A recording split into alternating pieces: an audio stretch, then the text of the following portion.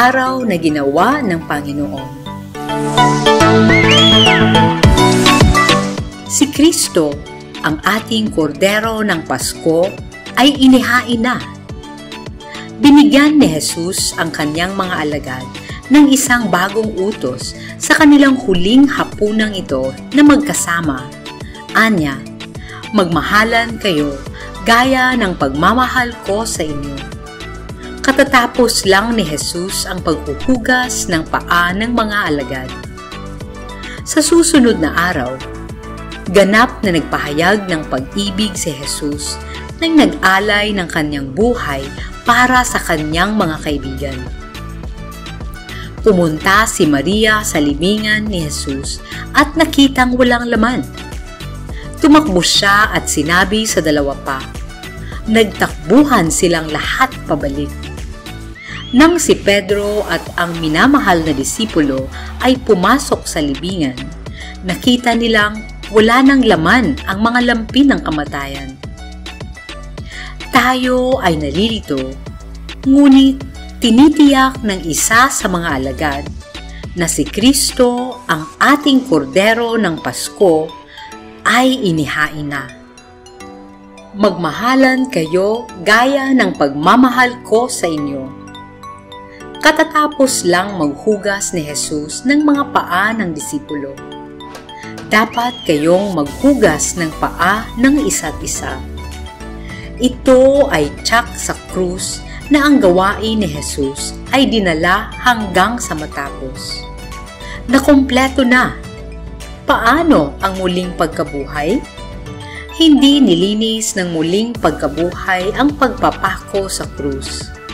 Ang muling pagkabuhay ay nagpapatunay sa pagpapako sa krus. Oo, ang Ama at ang Anak na magkasama sa kapangyarihan ng Espiritu ay nagsasabi sa atin na ang gawaing ibinigay ng Ama sa Anak na isakatuparan ay natapos at nakompleto nang mamatay si Jesus sa krus. Upang matiyak na manatili tayong nalilito, mataimtim na itiniyak sa atin ng Ebanghelyo na ang isa sa mga alagad ay naniwala sapagkat hindi pa nila nauunawaan ang kasulatan. Ang kwento ng unang umaga ng Pasko ng Pagkabuhay ay isa sa kalungkutan na natabunan ng kalituhan. Ang pagkakatulad ng tatlong alagad ay sila ang may taong may maliliit na pananampalataya. Kung ano ang darating sa kalaunan, ay nabigyang kahulugan ang lahat ng nauna rito. Nakilala ng mga alagad ang Panginoon. Nabuhay namang muli nang matanto nila kung paano sila'y namatay na kasama siya. Sila rin ay nabuhay na kasama niya.